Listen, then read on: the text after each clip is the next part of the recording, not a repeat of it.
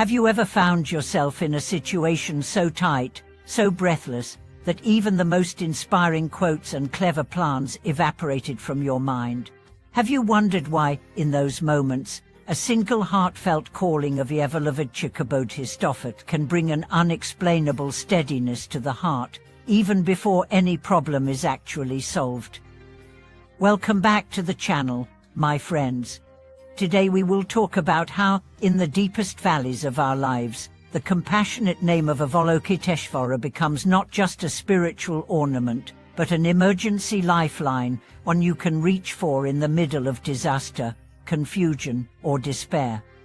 2 anchors before we begin. First, calling the Buddhist's name is not superstition, it is an act of turning the mind toward compassion, tapping into the universal vow to relieve suffering and bring joy, which operates whether we see it or not. Second, the effectiveness of calling the name is not limited to people who are already devout. Even a single, pure-hearted call from someone drowning in fear can connect to that vow and shift the entire inner climate. In Buddhist scriptures, Avalokiteshvara Bodhisattva is described as hearing the cries of the world and responding in countless forms, bringing relief suited to the needs of each being.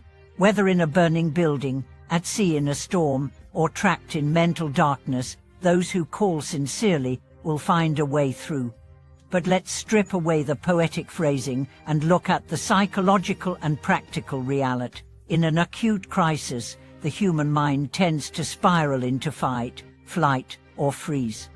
In these states, reasoning is impaired, memory narrows, and impulsive action often makes things worse. Calling the name of Avalokiteshvara interrupts this spiral, not by magic, but by replacing panic with rhythm, fear with a trusted image, chaos with a focal point. Let's look at 3 different real-life cases. First, my young mother was on a train when it suddenly lurched to a stop between tunnels. The lights went out. People began shouting about a fire smell. May's little boy come to her neck, shaking. Her own breath was short. She remembered a line from a Dharma talk. When you can't think of anything else, call the name. She held her son close, closed her eyes, and began silently repeating Namo Avalokiteshvara Bodhisattva, matching it to her breath. After a few repetitions, her heartbeat slowed, her son's shaking eased. The shouting around her became background.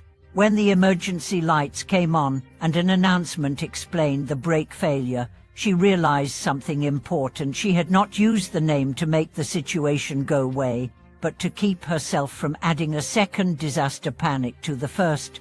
Second, an offshore fisherman named Ron was caught in a sudden squall. The sky closed in. Rain lashed the deck.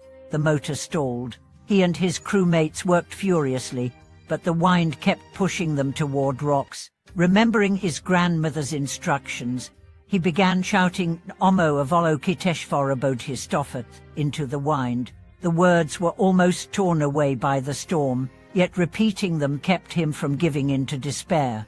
His voice kept the others focused. They tied down gear, bailed water, and when the motor sputtered back to life, they turned toward safer water. Later, one said, I didn't call to get rescued by a miracle. I called to keep my mind from giving up before my hands had done all they could.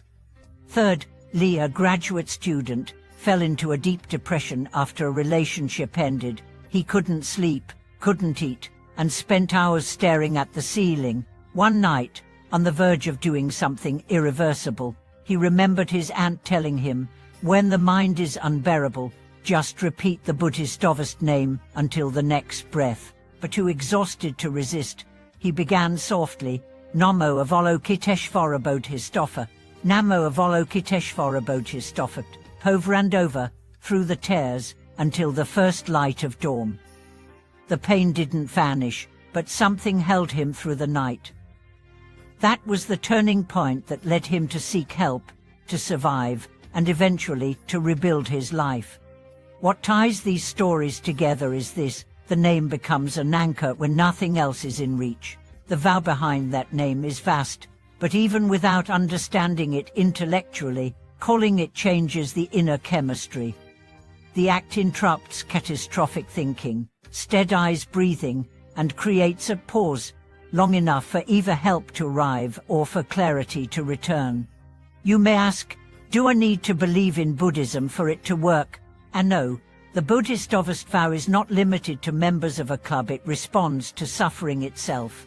The sincerity of the call is the bridge, not doctrinal knowledge. Still, if you do understand the qualities of Avalokiteshvara represents universal compassion, the willingness to hear and respond without discrimination, it can deepen your trust in the process, making the anchor even stronger.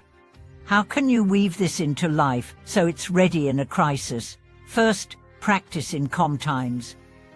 Just as fire drills are done before the building burns, reciting the name regularly gives your mind a ready-made rope to grab. Try 10 repetitions before getting out of bed, 10 while walking to the bus, 10 while waiting for your tea to steep. Keep it light, clear, unforced. Over time, the rhythm will be there without effort. Second, link it to the breath. Inhale with Namo Avalokiteshvara, exhale with Bodhisattva. This not only calms the nervous system, but also keeps you from gasping or holding your breath when stressed. Third, use it as a reset button in minor daily irritation as traffic jams, long lines, sudden disappointments. This conditions the mind to reach for the name instead of spiraling into complaint. Remember, calling the Buddhist offer is not about outsourcing your agency, it's about aligning your mind with compassion so that you act from steadiness, not fear. Avalokiteshvara doesn't remove you from the world, the vow walks with you through it. So in the darkest moments, when you feel stripped of every plan and defense, try one call, then another, then another. The light may not appear instantly, but you'll find you can keep walking until it does. Thank you for watching this video.